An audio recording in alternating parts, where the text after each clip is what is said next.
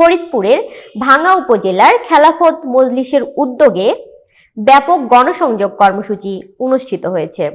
বৃহস্পতিবার ঘাড়ুয়া ইউনিয়নের বিভিন্ন হাটবাজার এলাকায় বাংলাদেশ খেলাফত মজলিসের কেন্দ্রীয় ও স্থানীয় নেতৃবৃন্দ জনগণের সঙ্গে কুশল বিনিময়, রিকশা প্রতীকের লিফলেট বিতরণ ও ভোট প্রার্থনা করেন। স্টাফ রিপোর্টার মোহাম্মদ জামান উদ্দিন জানান, গণসংযোগে নেতৃত্ব দেন ফরিদপুর 4 আসনে খেলাফত মজলিসের রিকশা প্রতীকের মনোনীত প্রার্থী মিজানুর রহমান মোল্লা।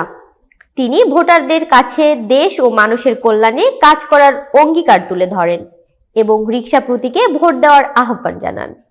এ সময় উপস্থিত ছিলেন ভাঙ্গা উপজেলা সভাপতি মাওলানা হাফিজুর রহমান, সাধারণ সম্পাদক হাফিজ ওয়ালিউল্লাহ, পৌর সভাপতি কারি হাফিজ মোহাম্মদ বাচ্চু মোল্লা, পৌর সাধারণ সম্পাদক মোহাম্মদ মাহমুদুর রহমান, ঘাড়ুয়া ইউনিয়ন সভাপতি মুফতি আলী আকবর, সাধারণ সম্পাদক মুফতি ওয়ালিউল্লাহ সহ খেলাফত মজলিসের বিভিন্ন পর্যায়ের নেতাকর্মীরা। সভাপতি মাওলানা হাফিজুর রহমান বলেন, ঘাড়ুয়া ইউনিয়নের বিভিন্ন বাজারে প্রচারণা চলাকালে সাধারণ মানুষের উচ্ছ্বাস ও সমর্থন আশাব্যঞ্জক।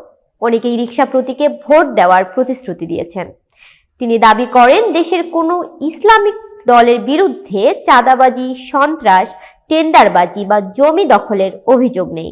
ইসলামিক দল ক্ষমতায় এলে অধিকার বঞ্চিত মানুষের পাশে দাঁড়ানো, মাদক নির্মূল এবং সন্ত্রাস মুক্ত উন্নত সোনার বাংলাদেশ গড়াই হবে তাদের লক্ষ্য।